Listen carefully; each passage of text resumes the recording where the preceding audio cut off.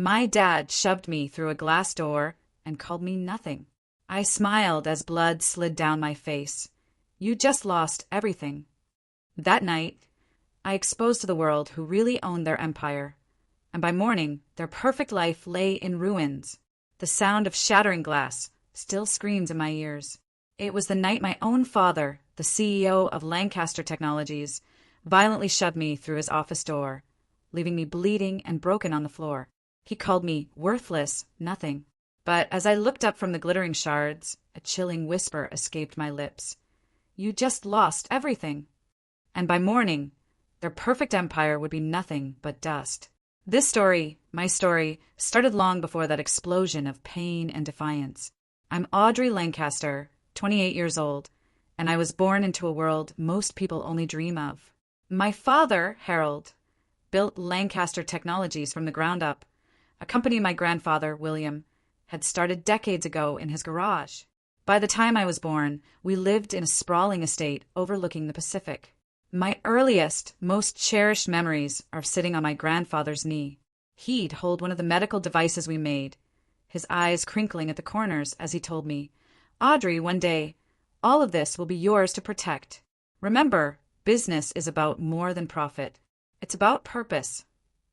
My mother, Grace, was the heart of our family and truly the heart of the company's soul. She donated millions to children's hospitals, always insisting I understood that our privilege came with a profound responsibility. Every Christmas, we'd deliver gifts to those children, and she'd teach me, look them in the eyes, darling. Everyone deserves dignity. Everything changed when I turned 12. Mom was diagnosed with aggressive pancreatic cancer, and within 3 months she was gone. Just gone. My world crumbled. My father, unable to cope, retreated entirely into his work, leaving me to process my grief alone. I'd spend hours in her closet, just breathing in the fading scent of her perfume, desperately trying to remember the sound of her laugh. Then came Stephanie. A mere 11 months after my mother's funeral, my father introduced me to his new girlfriend. 6 weeks later, they were married. 6 weeks. She was 20 years his junior, all perfectly manicured nails that dug into my shoulder when she hugged me for photos. We are going to be such good friends, she cooed, flashing a saccharine smile as the cameras clicked. 2 days later, her 17-year-old son, Douglas, moved in. He was handsome, charming, and immediately became the sole focus of my father's attention. What started as showing him the ropes of the business quickly devolved into actively grooming him as the heir apparent. I, the only child, the actual bloodline, was relegated to the background of our new family photos. Despite feeling invisible, I pushed myself. I graduated high school as valedictorian, earned my business degree from Stanford with highest honors, and completed my MBA by 23. Meanwhile, Douglas struggled through a business degree at a local university. While he was barely passing, I was developing patents that would later become cornerstone products for Lancaster Technologies. My grandfather had always seen something in me. Before his death, when I was 18, he'd sneak me into board meetings. Watch how they negotiate, he'd whisper. Notice who speaks and who listens. Board members would just smile at William, bringing his little shadow. They had no idea I was absorbing everything. One of those board members, Victor Chan, became my mentor after my grandfather passed. When I completed my MBA, it was Victor who helped me secure a position at a competing firm. Your father needs to see your value from the outside, Victor explained over coffee. Sometimes family simply cannot recognize the talent right in front of them. I spent 4 years building my reputation, developing innovations that put my name on the map entirely separate from my family legacy. Trade journals featured my work. Competitors tried to poach me, all while Douglas was given increasing authority at Lancaster, despite multiple failed product launches under his direction. Eleanor Wright, my grandfather's former assistant who still worked at the company, would call me with updates. Your father approved another $3 million for Douglas's pet project today, she'd say, her voice tight. The board is getting nervous, but no one wants to challenge Harold directly. When I turned 27, I knew it was time to return. Lancaster Technologies had developed a concerning pattern of declining innovation and market share. My father, reluctantly, offered me a position as Special Projects Manager, no team, a tiny office in the basement. Be grateful, he'd sneer when I questioned the title. Most people would kill for a foot in the door here. What he didn't know was that I had spent years preparing for this moment. I had studied every aspect of the business, understood our products better than anyone, except perhaps my grandfather. And most importantly, I had begun to suspect something was very, very wrong with the company finances. I accepted the position with a calm smile. "Thank you for the opportunity, Dad," I said, watching his surprise at my easy acquiescence. "I won't disappoint you." It was the last promise I would ever keep to him. My first 6 months back at Lancaster Technologies were a masterclass in corporate politics. I kept my head down, worked longer hours than anyone, and systematically learned every single aspect of the company's current operations. My basement office became my command center. Walls covered with product development timelines, market analysis charts, organizational hierarchies. If people thought I was just trying to prove myself, all the better. Our cardiovascular device division was struggling. Sales had dropped 30% over 2 years, and a major hospital chain was threatening to switch to a competitor. I spent weekends studying patient outcomes, talking to doctors, reviewing competitor products. The problem became painfully clear. Our devices were reliable, yes, but they hadn't evolved with new surgical techniques. I developed a prototype for a modified device that would work with minimally invasive procedures. After testing and refinement, I presented the concept to the division head, who was impressed enough to allocate resources for development. Within 4 months, we had a working prototype that surgeons absolutely raved about in initial trials. The morning of the quarterly board meeting, I prepared to present our solution and the projected revenue recovery. But when I arrived at the boardroom, my father was already there, presenting my work. My slides, my research, my prototype in his hands. "As I have been directing the team," he said smoothly, "we have developed a solution to the cardiovascular division challenges." I stood frozen in the doorway, my blood running cold. Board members nodded appreciatively, taking notes. Victor caught my eye and frowned slightly but said nothing. When my father finished, applause filled the room. "Audrey," he finally acknowledged my presence. "Nice of you to join us. Take a seat if you can find one." The only empty chair was in the corner, away from the table. I sat quietly, a professional smile fixed on my face, while a cold, burning rage ignited inside me. After the meeting, I approached my father in his office. "Those were my designs," I said, my voice dangerously calm. "My research, my prototype." He barely looked up from his computer. "You work for Lancaster Technologies. Everything you develop belongs to the company, to me. I deserve credit for my work." Finally, he looked at me, irritation blazing in his eyes. "You know what you deserve. To be grateful. I gave you any position here at all. Douglas would have solved the cardiovascular problem eventually, in time for our largest client to walk away." His face hardened. "Go back to your little projects, Audrey. The adults are running the business." The following week, company-wide emails announced Douglas's promotion to Executive Vice President of Product Development, citing his innovative solution to the cardiovascular division crisis as evidence of his leadership. My name appeared nowhere. That night, I received a call from Eleanor. "Are you sitting down?" she asked, her voice hushed. "What happened?" "I was cleaning out some old storage files, and I found something you need to see. It's about your grandfather's will." We met at a coffee shop 3 blocks from the office. Eleanor handed me a manila envelope. "These are copies," she said. I put the originals back exactly where I found them. Inside was a draft of my grandfather's will, dated 2 months before his death.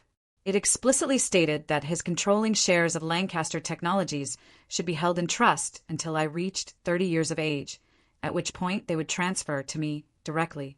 "This was never executed," I whispered, flipping through the pages. "The will that went through probate left everything to my father."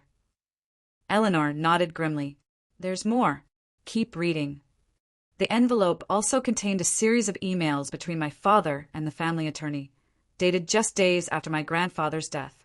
They discussed modifications to the will before filing and ensuring continuity of leadership without complications. "He changed the will." I breathed, utterly stunned. "It appears so," Eleanor confirmed. "And there's something else. The company financial reports have inconsistencies, small enough to miss if you're not looking closely, but they've been growing. The next day, I encountered Stephanie in the executive wing. "Audrey, darling," she purred, stopping me with a perfectly manicured hand on my arm. "We haven't had a proper chat in ages. Lunch this week." Curious about her sudden interest, I agreed. We met at an exclusive downtown restaurant where she ordered a $100 bottle of wine before noon. "I worry about you," she said, studying me over her glass. "All work and no social life. At your age, I was already married. I'm focused on my career." "Yes, but is it making you happy? You keep pushing for recognition, and your father just can't give it to you." I set down my fork. "Cannot or will not." Her smile tightened. "Harold built this company into what it is today. It pains him to see you constantly challenging his decisions. Douglas knows how to support your father, rather than compete with him. Is that what you think I'm doing? Competing?" "Darling," she leaned forward, her voice dropping, "we both know you've always wanted what Harold built. But some things are not meant to be. Perhaps if you found fulfillment elsewhere, you wouldn't need to prove yourself here." In that moment, her mask slipped. I saw the cold, calculated gleam in her eyes, the protective mother ensuring her son's inheritance. I smiled pleasantly. "Thank you for your concern, Stephanie. I'll give it some thought." As we parted ways, she added, "Your father is under tremendous pressure. Try not to add to his burden with unrealistic expectations." That afternoon, I began compiling a list of allies within the company. There were division heads who had praised my work, engineers who respected my technical knowledge, and administrative staff who had been there since my grandfather's time. I would need them all if my suspicions proved correct. My most surprising ally emerged 2 weeks later during a product safety review. Jackson Wright, recently hired to the legal department, questioned some contract language that seemed designed to obscure liability. We ended up working late, ordering takeout as we revised documentation. "This isn't my first rodeo with vague safety language," he said, loosening his tie. "My last firm specialized in corporate malfeasance cases." "Defending the corporations?" I asked. Sometimes helping whistleblowers." He studied me for a moment. "The cardiovascular device modifications were yours, weren't they? Not Douglas's." I stiffened. "What makes you say that?" "The technical language in the specifications. Douglas can barely explain how the devices work in layman's terms, let alone articulate the engineering principles." I said nothing, but Jackson nodded as if my silence confirmed his suspicion. "Corporate families are complicated," he said. "I've seen how they can rot from the inside." Over the next several weeks, I began noticing financial patterns that disturbed me deeply. Research funds allocated to projects that produced no results. Consulting fees to companies that seemed to exist only on paper. Offshore accounts receiving regular transfers for international market development in countries where we had no presence whatsoever. Each discovery was a piece of a puzzle I wasn't yet ready to assemble.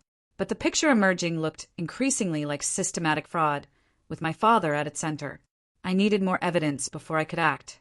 All the while, I continued producing exceptional work, building my reputation within the company while appearing to accept my limited role.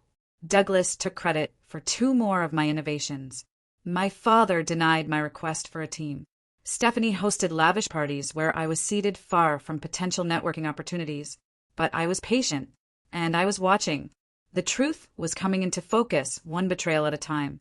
6 months after my return to Lancaster Technologies, the company hosted its annual charity gala. The event was Stephanie's pride and joy, a $500,000 spectacle that generated both donations for children's medical research and glowing press coverage for the company.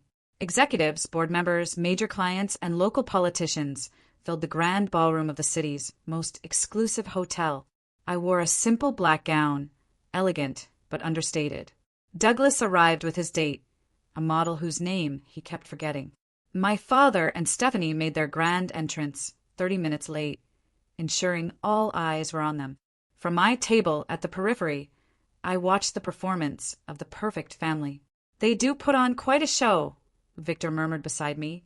As one of the few board members who had questioned some of my father's recent decisions, he had also found himself increasingly marginalized. "The Lancaster legacy on full display," I replied, sipping champagne. "Not the full legacy," Victor said meaningfully. "Your grandfather would have handled things differently." Midway through dinner, I excused myself to use the restroom. Taking a detour, I slipped into a service corridor and made my way to the hotel business center. Using the access code Eleanor had provided, I logged into the Lancaster Technologies secure server. For 10 breathless minutes, I downloaded financial documents from restricted folders. My hands trembled slightly as reports filled the screen. Company funds had been diverted through a complex web of subsidiaries, research budgets manipulated, tax documents altered. The irregularities I had noticed were just the surface of a systematic fraud spanning years. As I was about to log out, I found one more folder labeled William Estate. Inside was the smoking gun, the original version of my grandfather's will, exactly as Eleanor had described, leaving controlling interest to me upon turning 30. Alongside, it was documentation of how it had been altered after his death. I transferred everything to an encrypted drive and returned to the gala, my expression carefully neutral despite the thundering of my heart. When Douglas drunkenly clinked his glass to make an impromptu speech about continuing the Lancaster legacy of innovation, I applauded politely while mentally calculating how many federal laws my father had just broken. The evening concluded with my father announcing a new children's hospital wing named after Stephanie. The irony was unbearable. My mother had dedicated her life to those hospitals. Now Stephanie was literally putting her name on that legacy, too. As guests departed, my father summoned key executives to our home for nightcap strategy discussions. These after-parties were infamous for the real business decisions made over expensive scotch. For once, I was included, perhaps because excluding the only Lancaster actually present at the founding family's table would have seemed odd to the clients in attendance. Our family estate was lit up as cars pulled into the circular driveway. Staff took coats and served drinks in the main hall. I watched my father hold court, board members and executives laughing at his jokes, seeking his approval. The power he wielded was intoxicating to them. Around midnight, as discussions broke into smaller groups, I made my way to my father's home office. I needed one final piece of evidence: bank statements showing personal benefit from the corporate fraud. I knew he kept hard copies in his desk, too cautious to leave everything in digital form. I was photographing documents with my phone when the door opened. My father stood there, glass of scotch in hand, his expression shifting from surprise to anger. "What are you doing in here?" he demanded. I straightened, phone slipping into my pocket. "Looking for the Anderson proposal you mentioned earlier." In my desk drawers, I tried again. We stared at each other, the pretense between us finally dropping away. I thought of all the times I had sought his approval, his recognition, all the brilliant work I had done for his company, all the lies he had told. "I know about grandfather's will," I said quietly. "The real one." Color drained from his face. "You have no idea what you're talking about." "I know about the offshore accounts, the diverted research funds, the tax fraud." He set down his glass carefully. "You think you understand business at your age? Sometimes complex strategies look questionable to inexperienced eyes. Fraud looks like fraud to federal prosecutors." His expression hardened. "Are you threatening me?" "I am telling you, I know the truth about everything, including how you built your precious empire on stolen inheritance and criminal activity.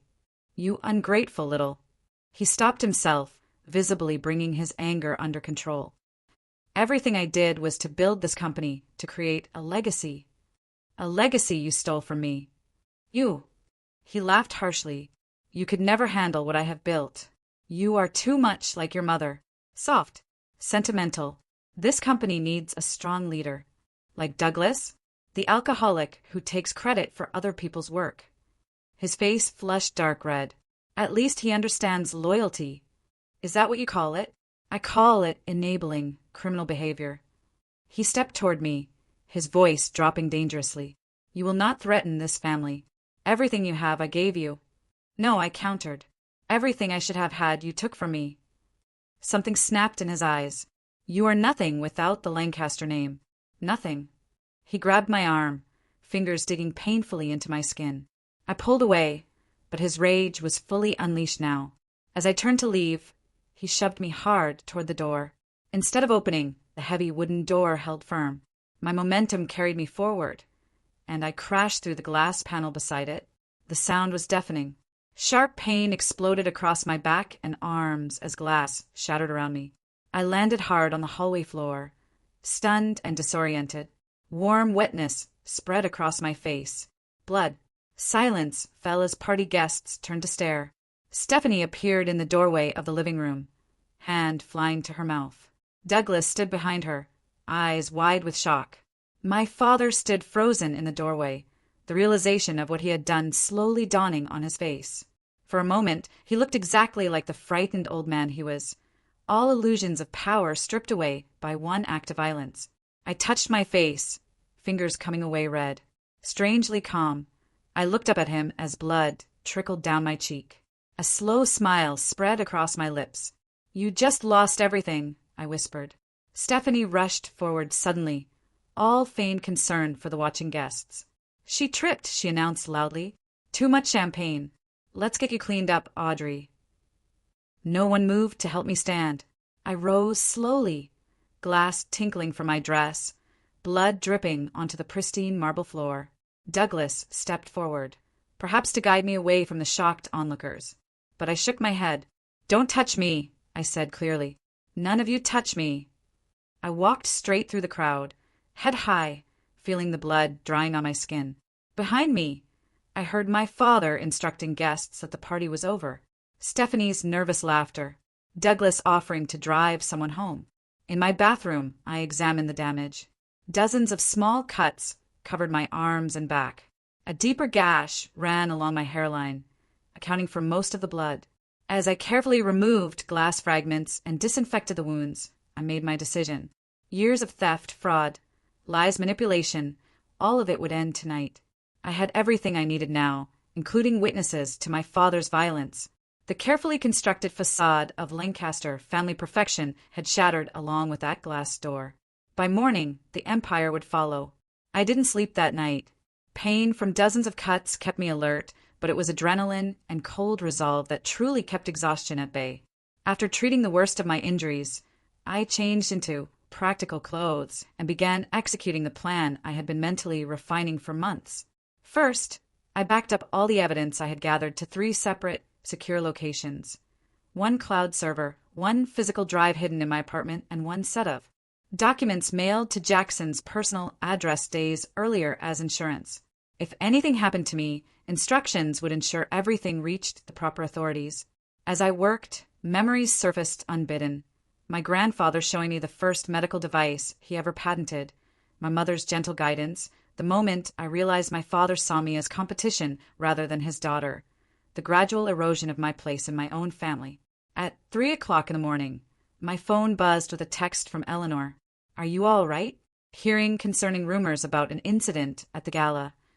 I responded briefly, "I am fine. Be ready tomorrow.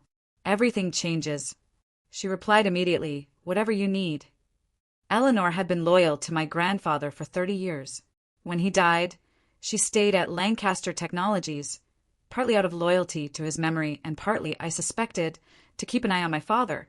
She had seen the company change under his leadership, had witnessed the gradual shift from patient-focused innovation to profit-driven shortcuts. I thought back to a conversation we had 6 months earlier, shortly after I returned to the company. We had been reviewing old product development files when she suddenly closed the folder she was holding. "Your grandfather had a saying," she told me. "Never mistake the name on the building for ownership of what happens inside it." What did he mean? I had asked. Lancaster Technologies belongs to the patients whose lives depend on our products, to the employees who dedicate their careers to the mission, to the principles of innovation and integrity. She fixed me with a meaningful look. He didn't build this company for one person to treat as a personal kingdom. That conversation had stayed with me, reinforcing my growing suspicions about my father's management. Now, as dawn approached, I gathered the final pieces of my plan. At 4:30 a.m., I called Victor. He answered on the second ring, his voice alert despite the hour. "I saw what happened," he said without preamble. "Are you injured?"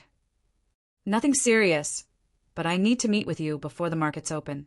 I have discovered significant irregularities in the company finances, criminal irregularities. There was a pause. I've had concerns for some time. Your father has been blocking full financial reviews. I have the evidence. All of it. Another pause. My home office. 6 a.m. Bring everything. Next, I contacted 3 other board members I believed would prioritize the company over loyalty to my father. Brief, careful messages requesting urgent meetings regarding material financial concerns. 2 responded immediately, agreeing to conference calls later that morning. At 5:15 a.m., I reached out to Jackson. Despite the hour, he answered promptly. I need legal counsel, I said, unofficially before I take official action. Is this about what I think it is? Yes, and more. There was an incident last night. I heard whispers. How badly are you hurt? I'll live. Can you meet at my apartment in 30 minutes? It's secure, and I have what you might need. What Jackson had was experience with corporate whistleblower cases. Before joining Lancaster Technologies, he had helped expose similar fraud at 2 other major companies. He had been hired during a period when my father was traveling, his resume approved by the head of legal, who had since been pushed into early retirement. When I arrived at his apartment, he took one look at my face, the bandage at my hairline, and wordlessly poured me a cup of coffee. Start from the beginning, he said, pulling out a legal pad. Everything you have found, and everything that happened last night. For 45 minutes, I laid out the evidence. Financial discrepancies, the altered will, the pattern of control and isolation, and finally, the violent culmination at the gala after-party. You have enough for the SEC, the IRS, and likely criminal charges, he confirmed, reviewing my documentation. But you need to consider what this means. Going public burns everything to the ground. The company's stock will plummet. Jobs could be lost. Your family name tarnished permanently. I have considered all of that, I replied. I also considered what happens if this continues. Patient safety compromised for profit. Employees working for a criminal enterprise without knowing. My grandfather's legacy corrupted beyond recognition. Jackson studied me for a moment. There is no halfway option here. Once you pull this trigger, you cannot take it back. I know. And you are ready for the personal cost? Your father will likely face prison. Your relationship with your family destroyed forever. I touched the bandage on my forehead, feeling the sting of the cut beneath. That relationship was destroyed long ago. I just didn't want to admit it. Jackson nodded slowly. Then let's make sure this is done right. Maximum impact, minimum legal exposure for you. Together, we crafted communications for each recipient. The SEC would receive comprehensive financial records. The board members would get summary evidence and emergency protocols for company stabilization. Select journalists would receive carefully curated information packages, timed for release after official investigations began. What about your claim to controlling interest? Jackson asked. The altered will. One battle at a time, I said. First, we stop the criminal activity. Then we can address ownership through proper legal channels. By 9 a.m., I had met with Victor and one other board member, Patricia Alvarez. Both were ashen-faced after reviewing my evidence. We will need to call an emergency board meeting, Victor said. Suspend Harold pending investigation. He will fight it, Patricia warned. Let him, I replied. The evidence speaks for itself. At 10 a.m., I returned to my apartment to make final preparations. My phone had accumulated 23 missed calls from my father, 12 from Stephanie, and 9 from Douglas. I ignored them all. Instead, I called 3 journalists known for their thorough reporting on corporate malfeasance. Each conversation was brief, professional, and ended with scheduled delivery of documentation later that day. As noon approached, I felt a moment of hesitation. Was I truly ready to destroy my family in such a public way? Then I remembered my grandfather's integrity, my mother's compassion, the values they had instilled in me that had been betrayed by my father's greed. I remembered the feeling of glass shattering against my skin, the look in my father's eyes, not of remorse, but of rage that I had provoked him into revealing his true nature. I made one final call to Eleanor. It's happening today, I told her. Be prepared for chaos. I've been prepared for years, she replied steadily. Your grandfather would be proud. At 12:30 p.m., I sent the first batch of evidence to the SEC through their whistleblower portal. At 12:45, I emailed comprehensive documentation to the 7 board members I trusted. At 1 p.m., I provided secure access to selected documents to the journalists. Then, I waited, knowing the carefully constructed empire of lies was about to collapse. The first domino fell at 2:17 p.m. when I received a call. From Victor. The SEC has contacted legal, he said without greeting. They are requesting all financial records be preserved immediately. Harold is being summoned to an emergency board meeting at 4. Has he responded? I asked. Not yet. His assistant says he's in meetings off-site. My father was likely in damage control mode, trying to identify the source of the leak. He wouldn't suspect me immediately, believing his display of power last night had put me in my place. Keep me informed, I said. And Victor, thank you for doing the right thing. This company was your grandfather's life's work, he replied. Someone needs to save it from your father. At 3:30 p.m., Jackson texted. Federal agents just entered the building. Executive floor in lockdown. Files being secured. Things were moving faster than anticipated. I had expected at least a day before federal involvement became visible. Someone on the board must have made additional calls, perhaps to the FBI or Department of Justice. My phone rang again. Douglas for the 10th time. I declined the call. By 4 p.m., I needed to retrieve the final pieces of evidence from my father's home. With everyone focused on the corporate headquarters, the family estate would likely be empty. I took a rideshare rather than my own car to avoid recognition and had the driver drop me 2 blocks away. The house was quiet as I approached. Staff would be minimal on a weekday afternoon.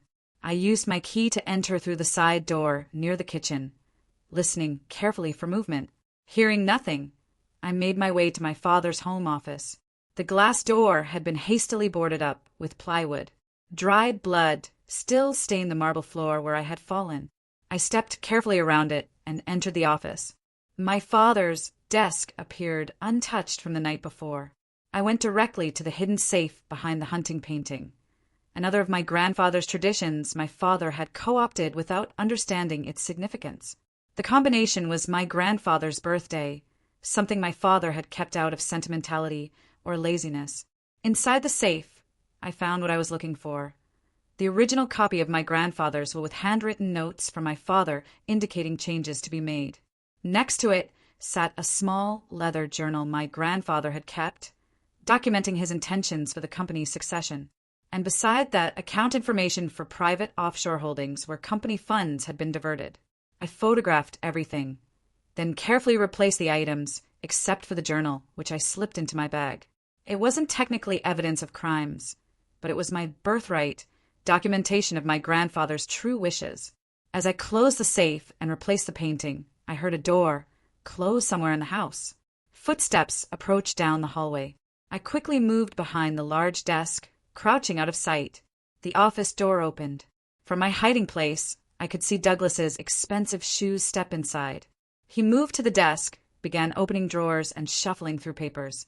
His movements were erratic, panicked. "Where is it?" he muttered. Where would he keep it? He was looking for something specific, incriminating evidence, most likely. My father must have sent him to clear out anything damaging before authorities thought to search the house.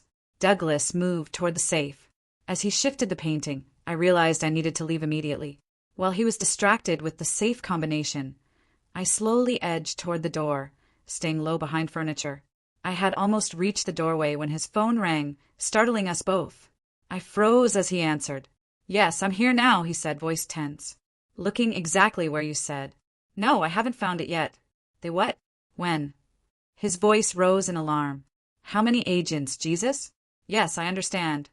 He ended the call and slammed his fist against the wall. Damn it. Whatever he had just learned had clearly escalated the situation. As he turned back to the safe, I seized my opportunity and slipped out the door, staying close to the wall to avoid the creaking floorboards I remembered from childhood. I made it to the side door and out of the house without detection.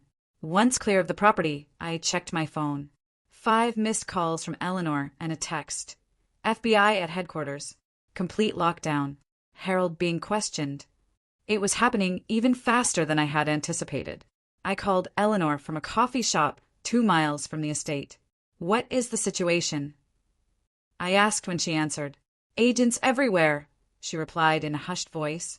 They arrived with warrants for financial records going back 7 years. Harold is in the conference room with federal agents and company attorneys. Stephanie tried to leave the building, but was escorted back inside. And the board emergency session is in progress. Victor is leading. They are discussing temporary leadership structure pending investigation. I processed this information. Where are you now? Records department. They've asked us to facilitate document access. Stay safe, I told her. This will get uglier before it improves. My next call was to Jackson. I need to know if I should come in or stay away. Stay away, he advised immediately. The board knows you are the whistleblower, but it's better if you are not physically present while federal agents are conducting initial interviews. I have informed select agents that you are available to provide testimony when needed. Has my father figured it out yet? Jackson's voice was grim. Yes. When agents mentioned the altered will, he apparently shouted something about you before his attorney shut him down. At 6 p.m., I checked into a hotel under a pseudonym, as Jackson had advised. From this secure location, I monitored developments through secure communications with my allies inside the company. The evening news ran the first stories. Federal investigation at Lancaster Technologies, medical device, giant facing fraud allegations, Lancaster CEO under investigation. None mentioned me specifically yet, but that would come. I had provided the journalists with enough background that the full story would emerge in waves, each more damaging than the last. At 9:12 p.m., my father finally called again. Against my better judgment, I answered. Why? His voice was hoarse, barely recognizable. You know why. Do you have any idea what you have done? The company will not survive this. The company will survive without the fraud and corruption. He was silent for a moment. Then, with cold fury, you planned this. All of it. Coming back to the company, gaining access. I came back to save what grandfather built. I gave you chances to do the right thing. By destroying your own family, this company supports hundreds of employees. Patients depend on our products. Don't pretend this is about employees or patients. This is about what you stole from the company, from shareholders, from me. His voice turned pleading, a tone I had never heard from him before. Audrey, please. Whatever you think I have done, we can resolve this privately, as a family. We stopped being a family the moment you decided I was a threat rather than your daughter. I paused, then added, or perhaps it was when you altered grandfather's will to disinherit me. Silence. You can't prove that. I already have. It's all in the hands of authorities now. I will fight this, he growled, the brief vulnerability replaced by every resource I have. Those resources are being frozen as we speak. I ended the call and turned off my phone. The die was cast. My evidence was with the authorities, the board, and soon the public. There was no stopping what would come next. At the hotel room desk, I opened my laptop and reviewed one final email. It contained my formal statement to the board, requesting emergency appointment as interim CEO based on my grandfather's documented intentions and my qualifications. Victor had helped draft it, believing the company needed a Lancaster at the helm to weather the coming storm, but one untainted by the scandal. I hesitated, my finger hovering over the send button.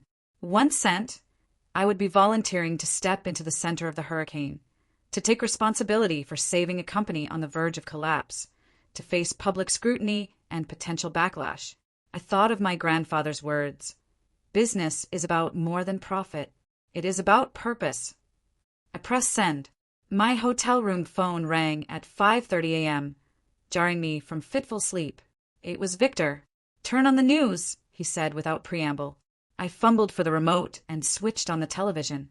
A somber news anchor was mid-sentence. Federal agents executed search warrants at both Lancaster Technologies headquarters and the Lancaster family estate late into the night. Sources confirm CEO Harold Lancaster and Chief Financial Officer Martin Wells have been taken in for questioning. The screen showed footage of my father being escorted to a black SUV, his face ashen, Stephanie following behind with agents on either side. Douglas was notably absent from the footage. The board voted at 4 a.m., Victor continued. Harold has been suspended pending investigation. Wells terminated. Your appointment as interim CEO was approved by a narrow margin. I sat on the edge of the bed, stunned, despite having set these events in motion. When do they need me there? 9 a.m. board meeting to formalize the transition. Federal agents want to interview you at 11. Press conference tentatively scheduled for 2 p.m. The machine was in motion now, unstoppable. I'll be there. After showering, I dressed with careful consideration. A conservative navy suit, minimal jewelry, hair pulled back to partially conceal the bandage on my forehead. I needed to project stability and confidence, not appear as either victim or vindictive daughter. On the drive to headquarters, my phone buzzed continuously with messages and calls. The story had broken wide open overnight. 3 major business publications had run detailed exposés on the financial fraud, citing anonymous whistleblowers and company insiders. One had directly referenced the altered will, though without naming me specifically. The Lancaster Technologies parking lot was filled with news vans and reporters. Security personnel escorted me through a side entrance to avoid the media gauntlet. Inside, the atmosphere was tense. Employees gathered in small groups, conversations stopping abruptly as I passed. Eleanor met me at the executive elevator. They know it was you, she said quietly. Not officially, but word has spread. How were the employees taking it? Shocked, confused, afraid for their jobs. But also, she hesitated, there's relief among some. Your father's management style had become increasingly erratic. People had been walking on eggshells for months. The executive floor was eerily quiet. Federal agents had commandeered several offices, boxes of documents stacked in conference rooms. Victor waited for me in what had been my father's office, now stripped of personal items. The initial financial assessment is worse than we thought, he said after closing the door. The fraud extends beyond what even your evidence showed. Wells has apparently been cooperating with authorities since midnight, implicating your father in exchange for leniency. I nodded, unsurprised. And the company's status? Stock trading was halted before market open. We expect a 30 to 40% drop when it resumes. Major hospital chains are calling for reassurance about supply continuity. The FDA has requested emergency meetings regarding product safety. Any indication of actual safety issues? This was my greatest concern. Patient lives could be at risk. Initial review suggests the fraud was financial, not product-related. Your father may have been corrupt, but he wasn't stupid enough to risk liability for defective medical devices. Small comfort, but critical. We spent the next hour preparing for the board meeting, reviewing talking points and transition plans. At 8:45, my phone rang. Stephanie. Against my better judgment, I answered. How could you? She hissed, her voice raw with either tears or rage. Your own father. He made his choices, I replied evenly. Years of them. They arrested him in front of everyone. Do you have any idea what this is doing to Douglas? To me? Where is Douglas, by the way? I noticed he wasn't with you and father last night. A pause. He's dealing with this in his own way. Translation. Likely drunk or hiding. Stephanie, I have a board meeting to attend. Was there something specific you needed? You will regret this, she said, her voice hardening. When the dust settles, you will have nothing and no one. Family is everything, Audrey. That is exactly why I did this. For my real family, for what they built and believed in. I ended the call as Victor signaled it was time for the board meeting. The boardroom was tense, divided between directors who had supported my appointment and those still loyal to my father. I entered with chin high, taking the seat at the head of the table that had been my father's for 2 decades. Good morning, I began calmly. I recognize this is an unprecedented situation for Lancaster Technologies. I want to assure each of you that my priority is stabilizing the company, cooperating fully with investigations, and ensuring continued production of the life-saving devices our patients depend on. For the next hour, we addressed immediate concerns, communication strategies, leadership transition, and regulatory compliance. I outlined a 90-day stabilization plan, emphasizing transparency and accountability. By meeting's end, even the skeptical directors seemed cautiously supportive. At 11 a.m., I met with federal investigators. For 2 hours, I walked them through my evidence, answered questions about company operations, and formally filed my whistleblower statement. They were particularly interested in the altered will and my father's methods of concealing financial transactions. "We will need you to testify if this goes to trial," the lead investigator informed me. "I understand," I replied. "I am prepared to do whatever is necessary." The press conference at 2 p.m. was a controlled spectacle. Standing at the podium with Victor and the board chairman. Flanking me, I faced dozens of cameras and reporters. Lancaster Technologies has a 50-year history of developing medical devices that save lives. I began. That mission remains unchanged. While we address serious allegations regarding financial improprieties under previous leadership, our commitment to patients, healthcare providers, and ethical business practices stands firm.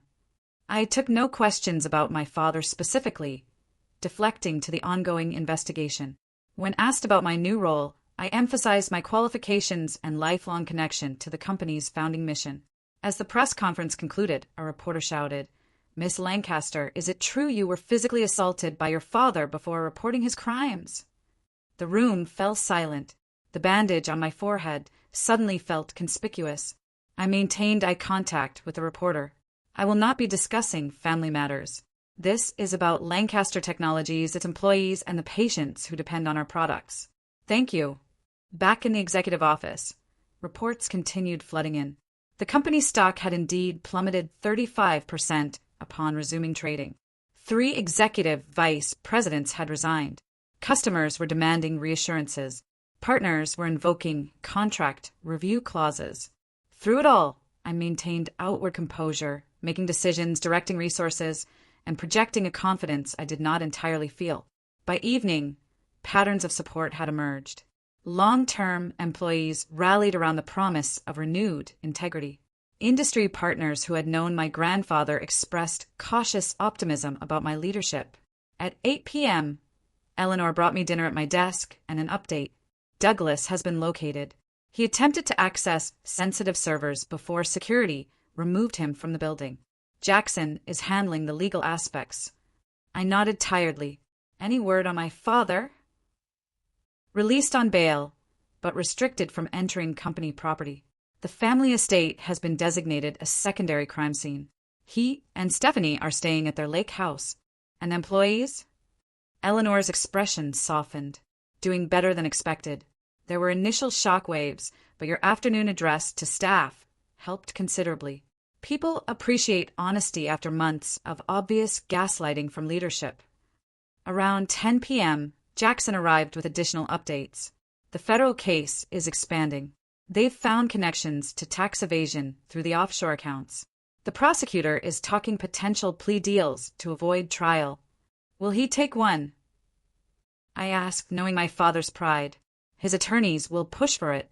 15 to 20 years potential sentencing otherwise. The reality of what I had set in motion hit me anew. My father, for all his flaws, facing prison in his 60s. A family shattered beyond repair. My own life forever altered. Having second thoughts.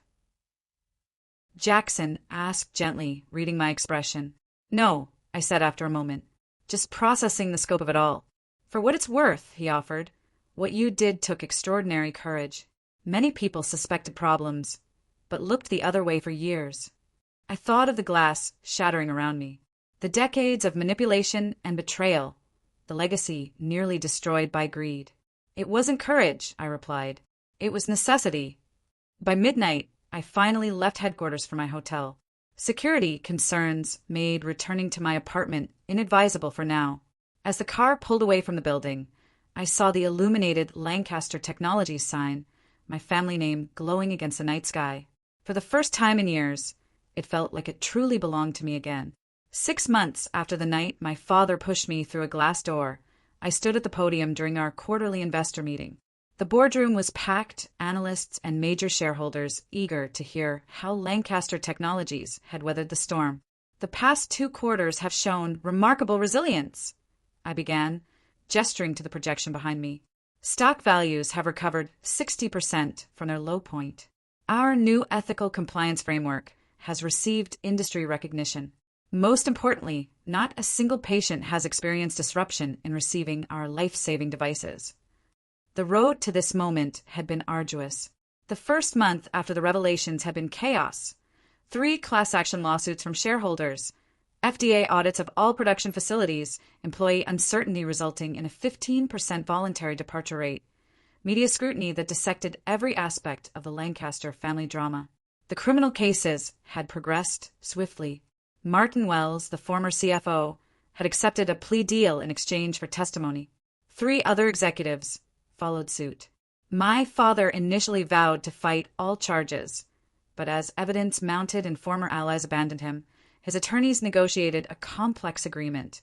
Guilty pleas to tax evasion and securities fraud in exchange for dismissal of more serious charges. He received a 7-year sentence, eligible for parole after 4. The financial penalties were severe, the family estate seized as partial restitution. I had not spoken to him since his sentencing hearing, where he had stared straight ahead, refusing to meet my eyes as I delivered my victim impact statement. Stephanie had filed for divorce 2 weeks after his conviction, negotiating her own settlement to avoid charges of complicity. She had moved to Arizona, launching a small skincare line that carefully avoided mentioning her Lancaster connection. Douglas had faced minor charges related to attempting to destroy evidence. He received probation and community service, then disappeared to Europe, occasionally appearing in social media posts from yacht parties and ski resorts, funded by whatever resources he had managed to hide before the collapse. The company's transformation had been my primary focus. We had brought in forensic accountants to identify every financial irregularity, established new compliance protocols, restructured the board to include medical ethics experts and patient advocates, redirected research priorities back to innovation rather than cost-cutting. Most meaningfully, we had established the Grace Lancaster Foundation, named for my mother, dedicated to providing medical devices to underserved communities globally. It was what she would have wanted, what my grandfather had envisioned for the company's broader purpose. Moving forward, I continued, addressing the investors, we are launching 3 new product lines, developed under our revised research protocols. Clinical trials show unprecedented effectiveness rates, and early adopter hospitals report significant improvement in patient outcomes. Victor, now chairman of the board, nodded approvingly from his seat. We had become partners in rebuilding his institutional knowledge, complementing my vision for the future. Eleanor had accepted a promotion to chief of staff, her loyalty finally properly rewarded. Jackson had remained with the company through the transition, then accepted a position with the Justice Department's corporate fraud division, though we maintained our friendship. Someone needs to catch the next Harold Lancaster before they do too much damage, he had explained. After the investor meeting, I returned to my office, now redesigned to remove all traces of my father's imposing dark wood and hunting trophies. The space was open with glass walls, symbolizing the transparency I had brought to the company culture. The physical scars from that night had healed, though a faint line remained at my hairline, visible when I wore my hair up. The emotional landscape was more complex. I had lost my family, but reclaimed my heritage. The company now truly reflected my grandfather's vision and my mother's values. That evening, I visited my mother's grave for the first time in years. My father had discouraged these visits, another way of diminishing her influence and memory. I placed white roses, her favorite, against the headstone. I think you would be proud, I said quietly, not of the scandal or pain, but of rebuilding something worthy of your name. The wind rustled through nearby trees, the only response, but somehow enough. My grandfather's journal had become a touchstone during difficult moments. One passage in particular had guided me through the darkest days of the transition. Business empires rise and fall, but integrity stands eternal. Lancaster Technologies must never value profit above purpose or power above people. If these principles are ever compromised, the company must be cleansed through truth, however painful that process might be. He had known somehow that such a moment might come. Perhaps he had seen tendencies in my father that concerned him, leading to his original intention to pass control directly to me. In the months since taking control, I had received hundreds of messages from employees sharing how the cultural transformation had affected them. Engineers now empowered to prioritize safety improvements. Sales representatives relieved to promote products they genuinely believed in. Manufacturing staff proud of new quality standards. These messages meant more than the financial recovery, more than the restored stock price or industry accolades. They represented the human impact of choosing truth over comfortable lies, valuing integrity above family loyalty when that loyalty demanded moral compromise. The path forward remained challenging. Trust, once broken, rebuilt slowly. Some customers remained wary. Certain board members still questioned my experience. Media outlets occasionally revived the scandal for slow news days. But the foundation was solid now, built on truth rather than deception. The Lancaster name was being redefined, one decision, one product, one patient outcome at a time. In quiet moments, I sometimes wondered if my father ever reflected on what he had lost. Not just freedom or wealth, but the opportunity to be part of something genuinely meaningful, to contribute to a legacy greater than himself. To know the satisfaction of success achieved honorably. I had learned that some forms of betrayal cannot be forgiven, only accepted and moved beyond. That family is defined by values shared, not merely blood connection. That the hardest choices are often the most necessary ones. Most importantly, I had learned that we are not defined by what others believe we deserve, but by what we know to be right and have the courage to defend. If you have ever faced a moment where standing for truth meant losing something precious, I understand that struggle. Sometimes the greatest victory comes after the most painful sacrifice. Thank you for listening, and remember, your worth is never determined by those who fail to see it.